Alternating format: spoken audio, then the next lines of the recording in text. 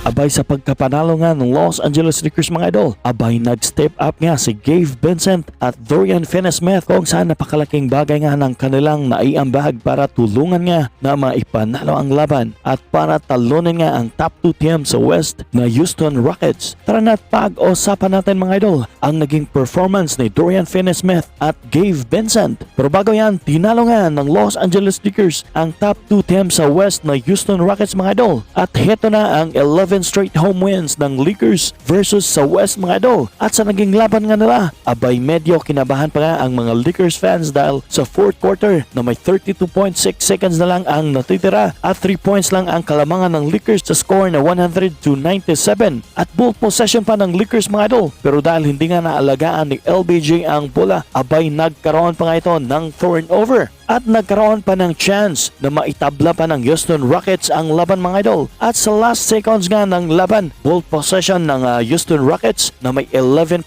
seconds na lang ang natitira. Abay buti na nga lang mga idol, ganda ng naging depensa ni LeBron James kung saan supalpal nga ang naging layup ni Shangon. At dahil nga sa ginawang clutch block shots ni LBJ mga idol, ay nasilyuhan na nga ng Los Angeles Lakers ang kanilang pagkapanalo laban sa number 2 sa West na Houston Rockets. Samantala sa pagkapanalo nga ng Lakers kontra sa Houston Rockets mga idol, abay nag-step up nga sina Gabe Vincent at Dorian Finney-Smith dahil lumabas nga ang kanilang shooting ability kung saan nag-ambag nga ang dalawa mga idol na may combined 12 threes sa buong laro para nga tulungan ang Lakers sa kanilang opensa. At nagtala nga ang dalawa na may parehong 20 points at meron ngang 6 of 11 from the 3-point line si DFS mga idol. Samantalang si Gabe Vincent naman ay may 6 of 13 from the 3-point line. Talagang nagpakawala nga ang dalawa mga idol ng 3-point shot kung saan isa nga sa mga dahilan kung bakit tinalo nga nila ang top 2 team sa West na Houston Rockets. At dahil nga rin yan kay Luka Doncic at LBJ mga idol na parehong magaling pagdating sa ball handling kung kaya't nakaka-attract nga ng ibang defender kung saan naiiwanan nga sina Gabe Vincent at Dorian Finney-Smith ng kanilang mga defender. At sa post-game interview nga ni Dorian Finney-Smith mga idol, sinabi niya nga